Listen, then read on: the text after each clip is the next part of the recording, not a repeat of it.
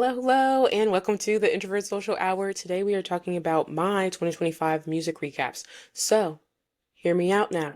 If you don't know me, you're new to me. I like to listen to all music, but that's not necessarily true because people are like, okay, well, do you listen to punk rock? And I'll be like, you got me there. But I am pretty open to my music. But I did discover that a lot of my music this year around, tends to be like most of it is like pop, R&B.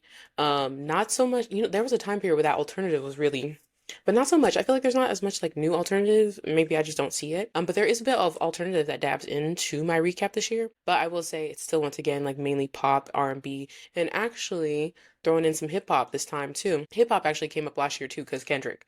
But this time we're gonna talk about how Cardi B entered up in here and finally dropped that album after 7 years. Okay, yeah, let's talk about it. So I have my notes here, and we're gonna talk about basically what my top five albums were.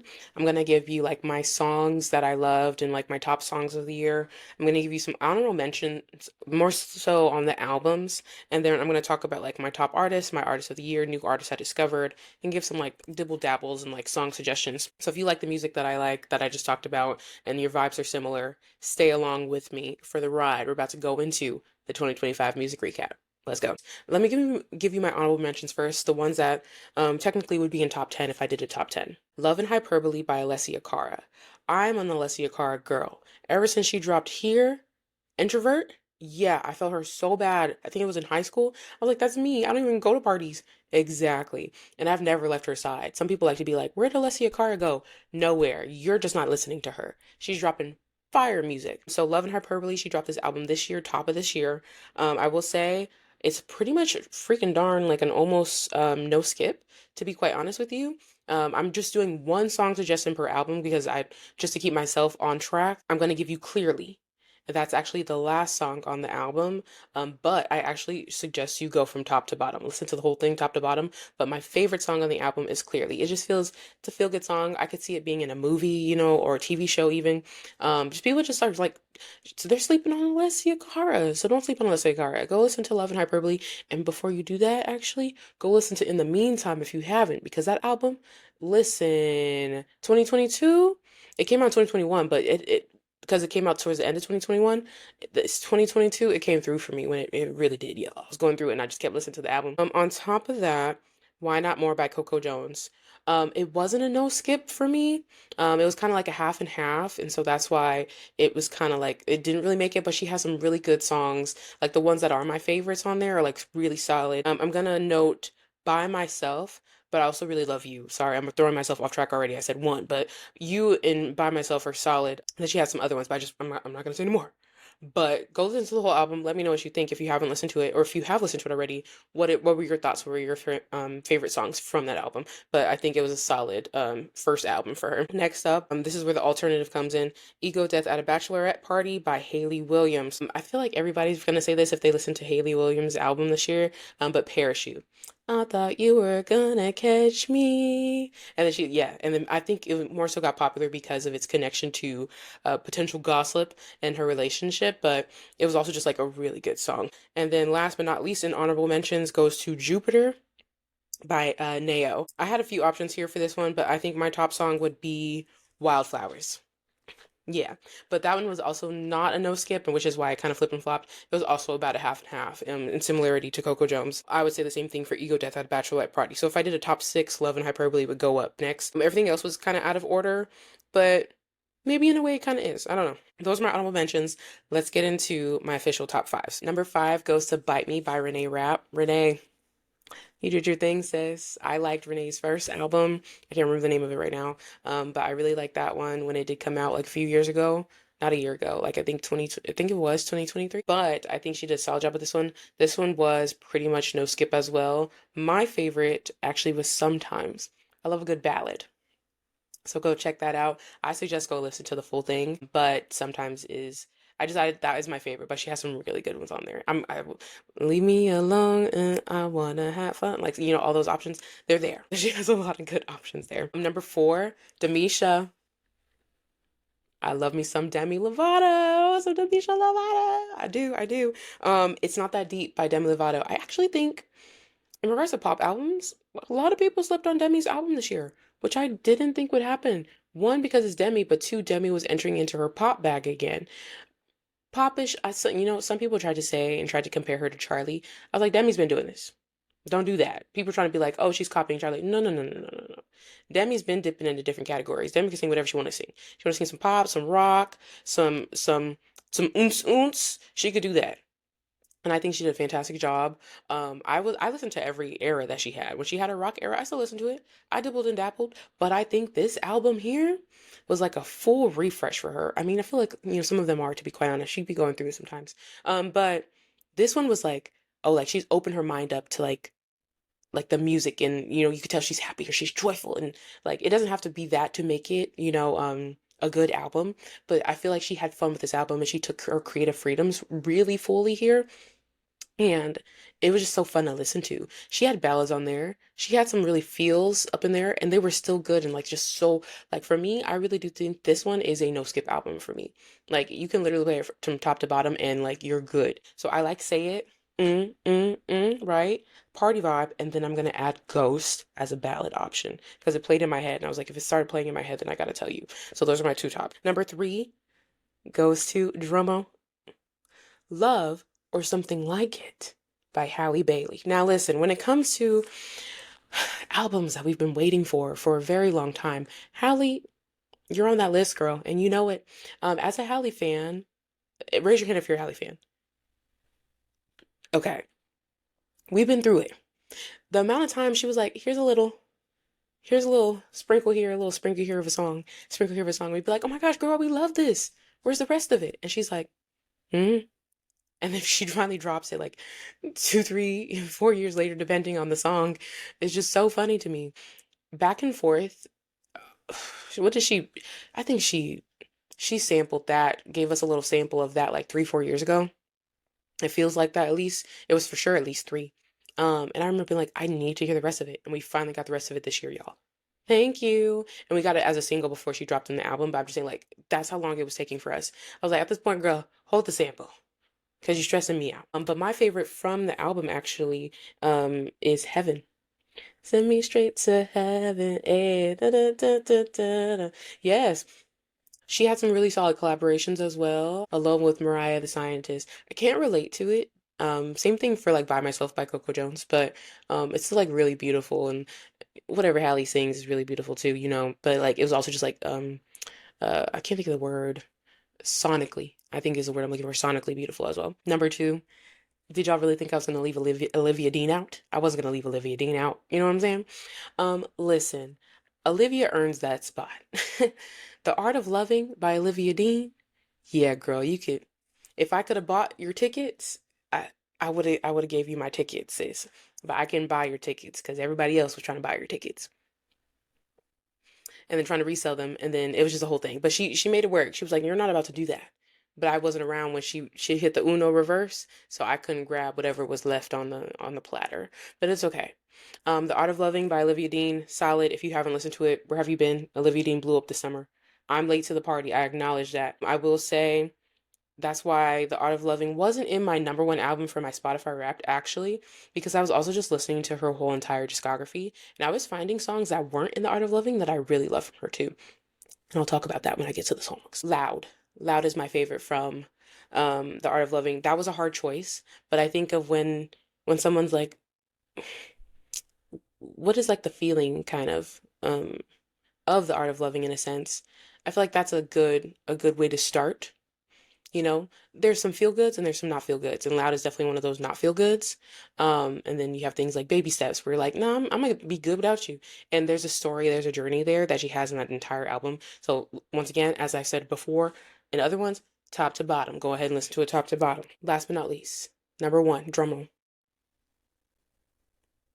Am I the Drama by Cardi B? Dun it, dun it, dun it, dun it, dun it, dun it, dun it. Cardi, 7 years in the making, sis. 7 years in the making. You did your big one though. You did your big one. No skips. No skips. And for me, I like hip hop, but I don't like everybody's hip hop. And I like specific ones. I've used to be more old school hip hop only. And then I think as like Megan came into the mix a bit more, and Cardi came into the mix a bit more, Cardi technically first, like Bodak Yellow and stuff, and then Megan came into the mix a bit more. And I even like Glow, you know what I'm saying? So when they started kind of coming into the mix, I was like, wait, I'm vibing with this. I like this. Especially with Cardi, big on the storytelling with her album. She's a perfectionist. If you're a fan of Cardi, you know she's a perfectionist. And so you could tell that the music placement, the song placements were very important to her and very intentional because you're listening to it and you're getting put through a story. And yes, if you're like pop culture like me, you kind of know that story already. But also if you don't, you can kind of get an idea of where things led and how they are now and things like that. Outside of also she added like Up and like WAP and stuff like that. Those don't tie into the album, but I get why she put them there because she had so many freaking singles in between album one and album two. Why not? But yeah, outside of that, the album works really wonderful together. And I love that she gives us some slow stuff, some some party bops, some I'm gonna fight you bops kind of thing. Not necessarily fight you, but like try me if you want to drop some bops. I will say I like Every Time better. Every Time is gonna be my number one. But I'm gonna give a nod to Pick It Up. I didn't think I'd like that. Just I just didn't. But I listened to it. I said, wait, I like this a lot. You did your thing, Cardi. Let me not doubt you. So that one was a good one. We're gonna move on to my songs. I'm just gonna list them. So you probably noticed how I didn't mention anything in regards to the Ariana Grande Deluxe. I just don't I don't really count deluxes. I know they are technically new albums, but I don't count them because I've already listened to a good chunk of the album, so I just don't count it in my like 2025 recap because it was already my 2024. But I do want to give a nod to some songs from there. I'm just gonna pick one from Eternal Sunshine Deluxe, which is gonna be Dandelion. I really like Dandelion. I feel like a lot of people did. Na na na na na na na na. Like that's for me. I love upbeat Ariana. Like I love when she gets into her like R&B Anna bag. So for me, I was like, wait, the beat. She's a producer and also did it with Max Martin too. So it was good. It was good. I'll give a nod to Twilight Zone as well though. Next, Rather Be Alone by Leon Thomas and Halle Bailey. Solid single. Loved it down. It's a good play. When I think about how I don't know if everybody can relate to like driving in the car when you're a kid and your family or your parents or your guardians like playing like their music, their old school music. I feel like that's gonna be one of those songs that gets played in the mix of things. For me, it's like 102.9 KBLX where it was playing like the Anita Baker, Luther Vandross, and all those people. I feel like that's gonna slide into like the our current times of R&B when it's getting played down the line. 10, 20 years from now, who knows? We getting up there, y'all. Next up, when I was talking about Olivia Dean and like really diving into her discography, my favorite song I've discovered, I think it's my favorite Olivia Dean song of all time, is It Isn't Perfect, but It Might Be. It's actually from the Bridget Jones Diary 4, question mark? 4? Movie. I really liked it. Olivia, I'm so sorry that I don't know what happened, sis. You kind of slid through my radar. Usually I catch people like you early on. I feel unimportant because I caught on when everybody else caught on. I feel like I should have been like, yeah, y'all were late. I, I was late. I was late with everybody else. But she did her thing. And her album before that, Messy, solid. So go check that out as well. If you like the art of loving, go check that out as well. Next up, Oceans by Tori Kelly. I have Starside Intro by Chance the rapper. I haven't finished his full album yet. It's not his fault. I started listening to it. I got stuck doing something else and then I never went back to it. But I like the Starside Intro. Can't go anywhere without dropping Where Is My Husband by Ray.